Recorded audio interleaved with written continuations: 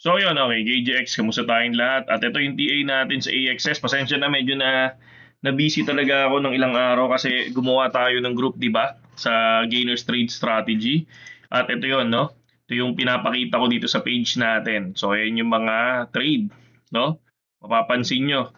So hindi naman perfect, no? Pero kahit papaano, ang cut loss nila ay maliit lang. Okay? So negative 25%. Positive 88% naman. So far, napakaganda nung trade nila. Ito, lalo na to kay Trader na nag-long, 344%. So, gumawa kasi tayo ng Telegram. Kaya sabi ko nga sa inyo, kung gusto niyo pumasok sa Telegram natin, so PM nyo lang ako dito sa may description. Nandiyan dyan yung Telegram ko sa description. And gamitin yung BitGet and B2Nix. Okay?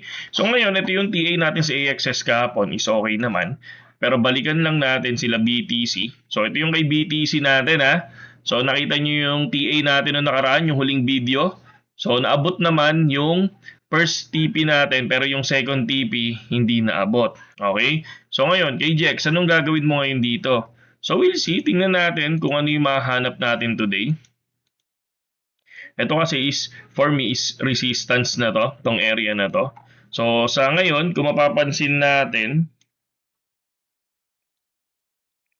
so far, wala pa akong nakikita ngayon dito, no? So sa 15 minutes time frame, wala pa akong nakikita na pwede nating pasukan. Kasi kung mapapansin nyo, ito mga nag-lower tong area na to. Mag-check lang muna tayo para at least alam natin. Pero ano to, change of structure na to. Bang, bang, bang. So, sa nakikita ko wala, dito tayo pupunta ngayon. So, kung titingnan natin, we have LL na dito, LH, no? Sabihin na natin, maglo-lower high na tayo dito. Kasi na-expect natin magkakaroon ng correction yung market. Ano ba ngayon? 'Di ba Sunday ngayon? So, kung nagpa-pump ng Sunday yan, by Monday, tingnan natin, baka biglang mag-dump yan. 'Di ba? So, tingnan natin kung ano mangyayari. Baka kung mag-lower high dito, so, I think hindi pa. I think wala pa tayong nakikita dito. So, wala pa akong nakikita dito ngayon. Kasi nag-higher high eh. Higher high to. Tapos mag-higher high dito sa area na to. So, tingin muna tayo ng structure. Wala pa tayong nakikita sa ngayon. Para at least kahit pa paano, maging okay yung pinaka-trade natin. So, dito ko isoso value kasi, kung titignan nyo, for the ETF, ayokong tumingin ng news eh. Gusto ko lang tumingin ng ano. Gusto ko muna tumingin ngayon ng graph. So, 14 million. BlackRock lang yung bumili ng worth 22 million na worth of BTC. Pero kung titingnan nyo, parang ang baba na ng binibili ni BlackRock. Pero, kung mapapansin nyo yung net asset niya, no? As of 2024,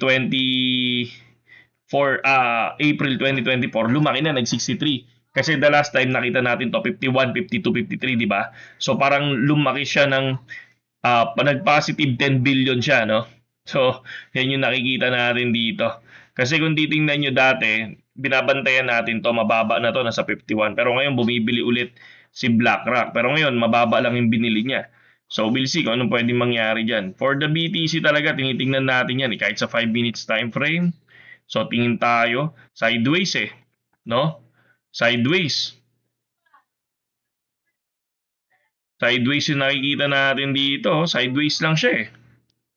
Kahit sa 5 minutes time frame. Kasi ang trade natin sa BTC, panandalian lang, di ba? So, kung ano lang yung abutin. So, kung titingnan natin, possible bumalik dito, no? Kapag na-break to, no? Pag na-break to sa 5 minutes time frame, I think baka magpakita si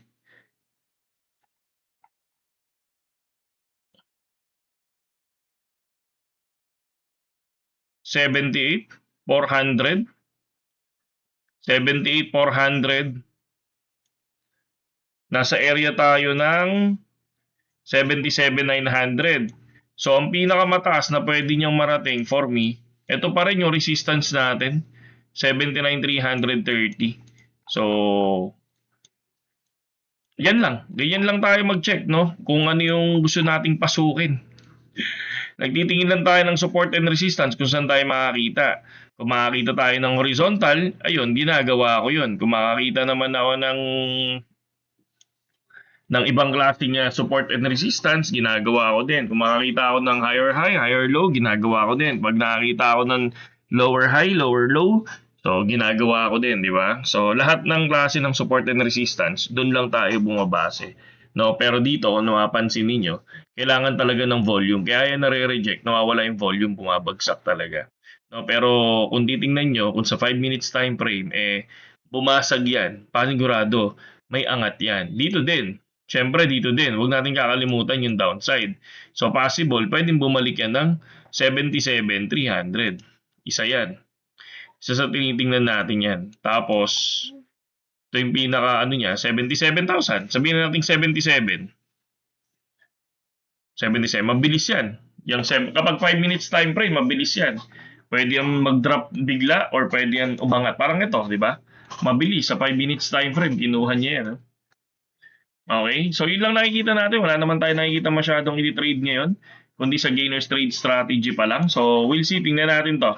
Pala, yung trade natin ngayon. O, yung trade ko ngayon, ito pa lang. So, Trader 8% long.